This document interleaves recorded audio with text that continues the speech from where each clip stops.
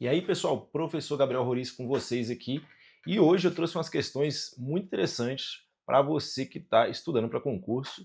E essas questões de agora, desse slide, vai ser sobre sistema operacional. Então vamos lá, vamos resolver essa questão aí, né?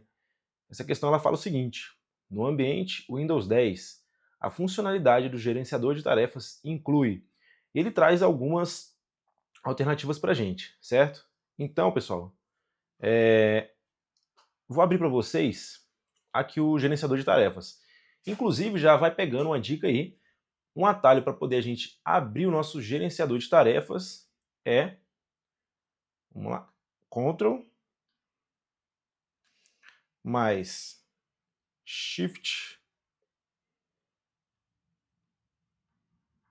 mais a tecla ESC. Você pressionando a tecla Ctrl mais Shift mais a tecla ESC, o Shift, pessoal, para quem não sabe, é aquela tecla que tem uma setinha, né? Tem uma setinha ali no seu teclado, para cima. Eita, que essa setinha aí, dá para entender com a setinha. Que fica para cima, né? Você abrindo ela, você vai abrir o seu gerenciador de tarefas, assim como eu fiz agora com o meu, certo? E aí, o que a gente tem nesse nosso gerenciador de tarefas? Aqui nele, a gente consegue ver alguns processos do nosso computador. O que seriam esses processos? Por exemplo, eu estou com o Google Chrome aberto. Se eu quiser fechar ele aqui, eu posso vir por aqui, né? Simplesmente vir por aqui e fechar ele, finalizar essa tarefa, né? E aí ele vai finalizar aqui, vai fechar para mim o Google Chrome.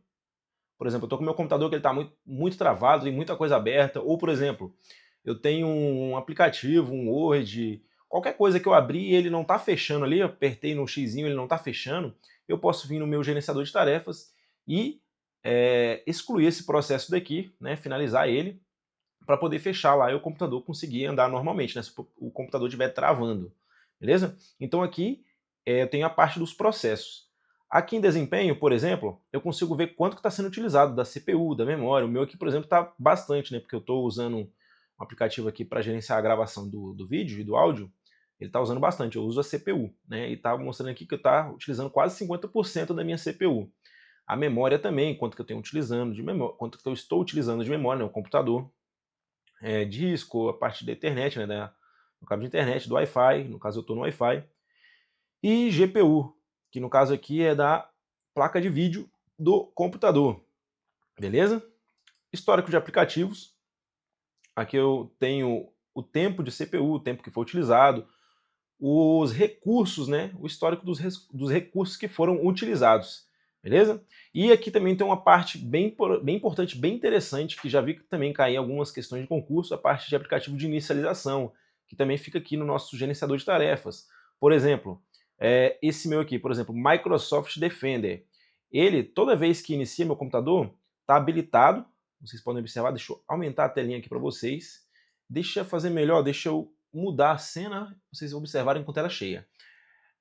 E aqui, esse Defender, por exemplo, ele está habilitado no meu computador como um aplicativo de inicialização, ou seja, o que acontece? Quando eu inicializo meu computador, quando eu ligo o meu computador, ele inicializa junto com o sistema operacional, né? Então, por exemplo, se você tem alguma coisa que está inicializando junto ao seu computador e ele inicializa muito lento, por exemplo, ele inicializa e fica travando e demora a ficar limpo, né?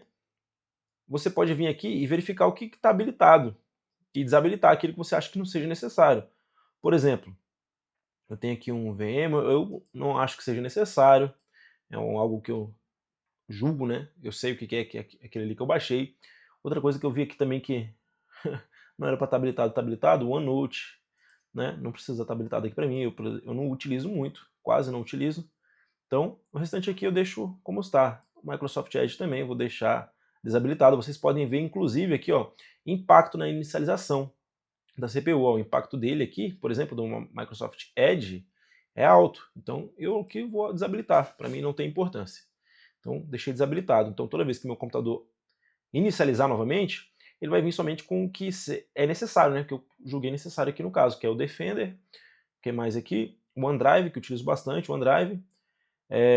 Alguns outros serviços parâmetros aqui do nosso Defender. Beleza? No mais, tem algumas coisas, por exemplo, serviços aqui, que é o que mais salta aos olhos, né? Tem detalhes aqui, mas não é tão importante. Por exemplo, aqui são alguns serviços.